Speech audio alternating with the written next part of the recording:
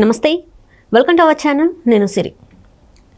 బైరెడ్డి సిద్ధార్థ రెడ్డి ఈ వైసీపీలో తనకంటూ ఒక తన ఇంటర్వ్యూస్తోనే అయితే మనం చూసాం తన ఎంత హైప్ పెరిగింది, తనకి ఎంత ఫ్యాన్ ఫాలోయింగ్ ఉందో అనేది మనం చూసాం. అయితే ఇప్పుడు వైసీపీ ఓడిపోయిన తర్వాత బైరెడ్డి సిద్ధార్థ రెడ్డి పరిస్థితి ఏంటి? ఎవరైతే తన కింది స్థాయి వాళ్ళు ఉన్నారో వాళ్ళు ఒక్కొక్కరుగా అయితే టీడీపీలోకి చేరిపోతున్నారు. ఇదే క్రమంలో మరి బైరెడ్డి సిద్ధార్థ రెడ్డి కూడా టీడీపీలోకి చేరుతున్నారా?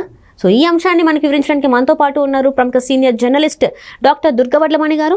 నమస్కారం మేడం. నమస్తే అండి. మనం ఇప్పుడు చూస్తున్నట్టయితే బైరెడ్డి సిద్ధార్థ రెడ్డి ఆయన గురించి మనకు తెలిసిందే. గతంలో అనేక ఇంటర్వ్యూలలో తనకు ఎంత ఫేమ్ అయిపోయారో మనం చూసాం, తనకి ఎంతమంది ఫ్యాన్స్ ఉన్నారో కూడా చూసాం. అయితే ఇప్పుడు అనుకోని పరిస్థితులు వైసీపీ ఓడిపోయిన తర్వాత తను అసలు ఎక్కడ కనిపించట్లేదు ఫస్ట్ థింగ్. అండ్ తన కింద ఎవరైతే ఉంటారో వాళ్ళు మెల్లిమెల్లిగా ఒక్కొక్కరుగా టీడీపీలోకి జాయిన్ అయిపోతున్నారు. సో ఈ క్రమంలో మరి బైరెడ్డి సిద్ధార్థ రెడ్డి కూడా టీడీపీలోకి వెళ్ళిపోయే అవకాశం ఉందంటారా? మీరు చెప్పినట్టుగా బైరెడ్డి సిద్ధార్థ రెడ్డికి మంచి పేరే వచ్చింది వైసీపీలో ఉండగా. అంటే బిగినింగ్ నుంచి కొంచెం చిన్నవాడు అవటం, ప్లస్ ఆ ప్రాంతం చాలా ముఖ్యమైనది కదండి, కర్నూలు. ఈసారి మాత్రం మనం చూసుకుంటే కనుక అయితే టీడీపీ మంత్రాలయం తప్ప మిగతా అన్ని స్థానాలు గెలుచుకుంది. బైరెడ్డి రాజశేఖర్ రెడ్డి వీళ్ళందరూ కూడా బైరెడ్డి రాజశేఖర్ రెడ్డి అంటే పెదనాన్నతోటి ఇతను వచ్చాడు రాజకీయాల్లోకి. బైరెడ్డి శేషసేనారెడ్డి అని ఈయన తాత అనమాట. ఆయన మాజీ మంత్రిగా చేశారు, బైరెడ్డి రాజశేఖర్ రెడ్డి ఎమ్మెల్యేగా చేశారు. ఆయనతో రాజకీయ ప్రస్థానం మొదలుపెట్టి బైరెడ్డి సిద్ధార్థ రెడ్డి 2019లో వైసీపీలో చేరాడు. ఆయన చేరాక చాలా చురుగ్గా వ్యవహరించాడు. ఈవెన్ స్థానికంగా కూడా అందరితో చాలా కలుపుగోలుగా ఉండడం, అంటే నందికొట్కూరు ఆ ప్రాంతాన్ని అంతా కూడా తన చేతుల్లోకి తీసుకుని ఆయన దాని అభివృద్ధి వైసీపీ తరఫున కృషి చేశారు రాజకీయంగా కూడా. సో 2021లో ఆయన శాప్ చైర్మన్గా నియమించాక ఆయన కలిసి పనిచేశాడు అనిల్ కుమార్ యాదవ్తో కావచ్చు, మిగతా వాళ్ళతోటి. అయితే ఏం జరిగిందంటే మొన్న ఎలక్షన్స్లో అనూహ్యంగా తెలుగుదేశం కూటమి చాలా మటుకి గెలవటం 124 స్థానాలు, కర్నూలులో కూడా చాలా ఎక్కువ స్థానాలు తెచ్చుకుంది ఎక్సెప్ట్ మంత్రాలయం. ఇవన్నీ కూడా వీటితోటి ఏమవుతుందంటే ఇప్పుడు వైసీపీకి అక్కడ చాలా గడ్డు పరిస్థితులు ఎదురయ్యాయి. అంతేకాకుండా మొన్న 12 మంది కౌన్సిలర్లు ప్లస్ మిగతా ఇద్దరు కూడా మొత్తం 14 మంది తెలుగుదేశంలోకి వెళ్ళిపోయారు. మీకు తెలుసు బైరెడ్డి శబరి రాజశేఖర రెడ్డి కూతురు, ఆవిడ మంచిగా నెగ్గారు. నెగ్గడమే కాకుండా మనం చూసాం ఫస్ట్ స్పీచ్ ఆవిడ అదరగొట్టింది. ఎవరు తృణమూల్ టీఎంసీ అతను కళ్యాణ్ బెనర్జీ మాట్లాడిన దానికి ఆవిడ చక్కటి ఆన్సర్ కూడా ఇచ్చింది తెలుగుదేశానికి సంబంధించి. ఒక క్లచ్ మోదీకి వీళ్ళు అని అంటే క్లచ్ కాదు ఇట్స్ ఎ స్వర్డ్ అని ఆవిడ ఆన్సర్ ఇచ్చారు. అంటే మొదటి స్పీచ్ ఆవిడ అదరగొట్టింది. అయితే బైరెడ్డి సిద్ధార్థ రెడ్డి కూడా తమ్ముడు వరుసే అవుతారు కదా ఆయనకి, ఆవిడకి, బైరెడ్డి శబరికి. సో మరి ఈ పరిస్థితుల్లో ఈయన ఏం చేస్తాడు? ఎందుకంటే ఇప్పుడు వైసీపీలోంచి వెళ్ళిపోతే కూడా సిద్ధార్థ్ ఏం మాట్లాడటల్లా, ఉన్న వ్యక్తులందరూ కూడా అతని మాట కూడా వింటలేదు, ఇతనికి చెప్పకుండానే జాయిన్ అయిపోతున్నారు. అంటే నందికొట్కూరు ప్రాంతం ఏదైతే ఉందో అది ఇతని చేతుల్లోంచి జారిపోతుందా? ఇప్పుడు వైసీపీకి అక్కడ ఏమీ అంటే వాళ్ళకి ఎటువంటి ఇది లేకుండా అయిపోతుందా అనేది ఒక సందేహం అందరికీ కలుగుతుంది. ఎందుకంటే బైరెడ్డి సిద్ధార్థ రెడ్డికి చెప్పకుండానే వాళ్ళందరూ తెలుగుదేశానికి వెళ్ళిపోతున్నారు. సరే వాళ్ళు వెళ్ళిపోతే వెళ్ళిపోయారు, బైరెడ్డి సిద్ధార్థ రెడ్డి కూడా ఎటువంటి కమెంట్స్ చేయట్లేదు. అదేంటి వాళ్ళు వెళ్ళిపోతున్నారు, వైసీపీకి అన్యాయం జరుగుతోంది, అలా అంతా కూడా మాట్లాడటలే. మీరు ఇంకోటి గమనిస్తే ఎవరు కూడా జగన్మోహన్ రెడ్డి ప్రస్తావన ఈ మధ్యన తీసుకురావట్లా. అంటే జగన్మోహన్ రెడ్డి మీద చాలా మంది కోపం ఉందండి. బికాజ్ అతను తీసుకున్న నిర్ణయాలు కావచ్చు, ఈరోజు వైసీపీ ఓడిపోవటానికి ముఖ్య కారణం జగన్మోహన్ రెడ్డి అనేది అందరిలో ఉన్న భావన.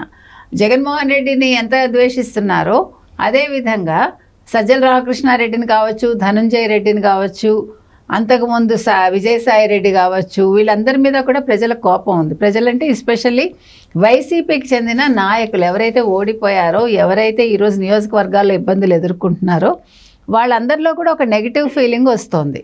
ఎందుకంటే ఇంత చేసాం మేము, మా మాట వినిపించుకోలేదు, ఏ రోజు కూడా జగన్మోహన్ రెడ్డి ఎవరిని కలవలేదు కదా, ఇవన్నీ కూడా కోపాలు ఉన్నాయి. ఇంకొకటి ఏంటంటే మీరు కనుక చూసుకున్నారంటే తాడేపల్లి ప్యాలెస్లో రెడ్లకి తప్ప బయట వాళ్ళకి స్థానం లేదు, ఎవరిని రానివ్వరు, కోటరీ తప్ప ఎవరు అక్కడ ఎంటర్ అవటానికి లేదు.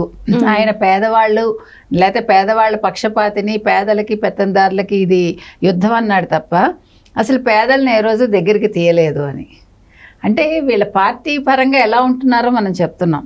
ఇంకొకటి నిన్న చూసారు మీరు, రోజా తిరుచందూరు వెళ్ళారు. ఆవిడ వెళ్ళినప్పుడు ఆ టెంపుల్లో అక్కడ శానిటరీ వర్కర్స్ ఎవరైతే ఉన్నారో వాళ్ళు ఫోటో కోసం వస్తే సెల్ఫీ కోసం ఆవిడ ఇట్లా చేత్తో ఇలా ఇలా అంది, దూరం జరగండి అంది. ఎంత తప్పమ్మా! అసలు మనం గుర్తించాల్సింది ఏంటంటే అసలు శానిటేషన్ అనేది ఎంత ముఖ్యం, శానిటరీ వర్కర్స్ ఎంత ముఖ్యం మనకి. వాళ్ళు లేకపోతే మనం బతకగలమా? ఇప్పుడు ఈ సోకాల్డ్ ఈ రాజకీయ నాయకులు ఎవరైనా వాళ్ళ బాత్రూములు వాళ్ళు కడుక్కుంటారా? ఈ పై మెరుగులు వీళ్ళందరూ చేసుకుంటారు కానీ లోపలికి వెళ్ళి వాళ్ళ బాత్రూములు వాళ్ళు కడుక్కుంటారా? ఎందుకు చెప్తున్నామంటే వాళ్ళు లేకపోతే ఈరోజు ఒక్కరోజు చెత్త అతను రాకపోతే, చెత్త తీసుకెళ్ళే అబ్బాయి మనం ఇంట్లో ఉండగలమమ్మా?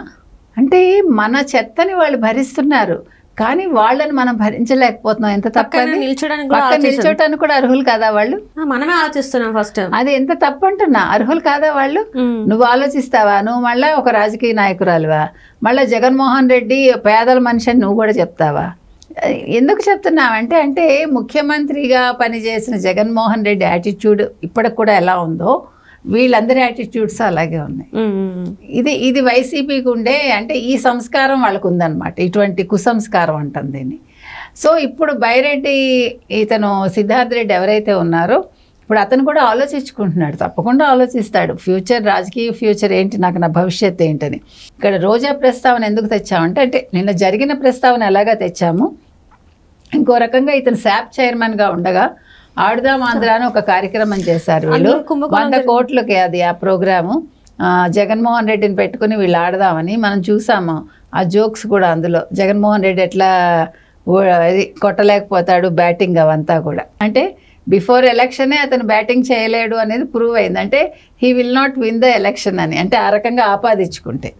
సో ఇప్పుడు రోజా అండ్ సిద్ధార్థ్ రెడ్డి కలిపి కుంభకోణం చేశారు అని ఒక మాట. అది రోజా పేరునే వచ్చింది కానీ మరి సిద్ధార్థ్ రెడ్డికి అందులో ఎంతవరకు సంబంధం ఉంది ఎవరికీ తెలియదు. ఏది ఏమైనా కూడా ఇప్పుడు సిద్ధార్థ్ రెడ్డి చూపు తెలుగుదేశం కూటమి వైపు ఉందా? తెలుగుదేశంలో చేరతాడా ఆయన? ఎందుకంటే శబరి తెలుగుదేశంలో ఉన్నారు కాబట్టి సిద్ధార్థ్ రెడ్డి కూడా తెలుగుదేశానికి వెళ్తారా? ఎందుకంటే జనసేనకి వెళ్ళే అవకాశం లేదు, లేదంటే బీజేపీకి వెళ్ళాలి. కానీ వాళ్ళ కుటుంబం ఫస్ట్ నుంచి కూడా స్థానికంగా వాళ్ళ పట్టే, అంటే ఇప్పుడు అది రిజర్వేషన్కి ఆ నియోజకవర్గం వెళ్ళిపోయినప్పటికీ వాళ్ళు ఏ క్యాండిడేట్ నిల్చోబెడితే ఆ క్యాండిడేటే నెగ్గుతాడు, ఆ క్యాండిడేట్ వీళ్ళ మాట వింటాడు. వీళ్ళు చెప్పిందే అక్కడ నడుస్తుంది అనమాట. అభ్యర్థితో కావచ్చు లేకపోతే లోకల్గా నియోజకవర్గంలో అంతా కూడా. అంటే మీకు మొత్తం రాజకీయాలను అక్కడ శాసించేది కర్నూలు జిల్లాలో ఈ బైరెడ్డి కుటుంబమే. కాబట్టి ఇప్పుడు రాజకీయంగా అతను ఆలోచించుకుంటాడు కదా, నెక్స్ట్ నేనేం చేయాలి. ఇప్పుడు వైసీపీ 5 ఏళ్ల వరకు రాదు, 5 ఏళ్ల తర్వాత కూడా వచ్చే అవకాశం ఎక్కడా కనిపించట్లేదు. కాబట్టి అసలు ఎలక్షన్స్ ముందే వీళ్ళు అసలు డెసిషన్స్ తీసుకుని ఉండాలి. కొంతమంది తెలివైన వాళ్ళు అయితే తీసుకోకపోవటం వల్ల ఈరోజు ఈ స్థితి వచ్చింది వీళ్ళకి. ఎలక్షన్స్ ముందు ఒక్కసారి ఆలోచించుకుని నేను తెలుగుదేశానికి వెళ్ళిపోనా అని ఆ రోజు బైరెడ్డి అనుకుని ఉంటే పరిస్థితి వేరేగా ఉండేది. ఇప్పుడు తెలుగుదేశం కూడా తీసుకోవటానికి వాళ్ళకేం పోయింది. ఇప్పుడు బైరెడ్డి కుటుంబానికి చాలా మంచి పేరు ఉంది కాబట్టి డెఫినెట్గా they need not bother to take Byreddy Siddharth Reddy. మరి ఇప్పుడు కుంభకోణం అయితే ఉంది కదా, కుంభకోణం రోజా మీద ఉంది. బైరెడ్డి సిద్ధార్థ్ రెడ్డి అందులో ఇన్వాల్వ్ అయ్యాడా లేదా ఎక్కడ బయటకు రాలేదు కదా. మనం రోజా పేరు మనకి బయటకు వచ్చింది కానీ కుంభకోణం ఉంటే కుంభకోణం మీద అతను నిజంగా అతను తప్పు చేస్తుంటే అతను శిక్ష పడుతుంది అంతే. కానీ ఇప్పటివరకు అయితే మనకు అతని మీద పెద్ద ఎలిగేషన్స్ కనిపించలేదు. ఎందుకంటే బైరెడ్డి సిద్ధార్థ్ రెడ్డికి మంచి పేరే ఉంది అని మనం విన్నాం.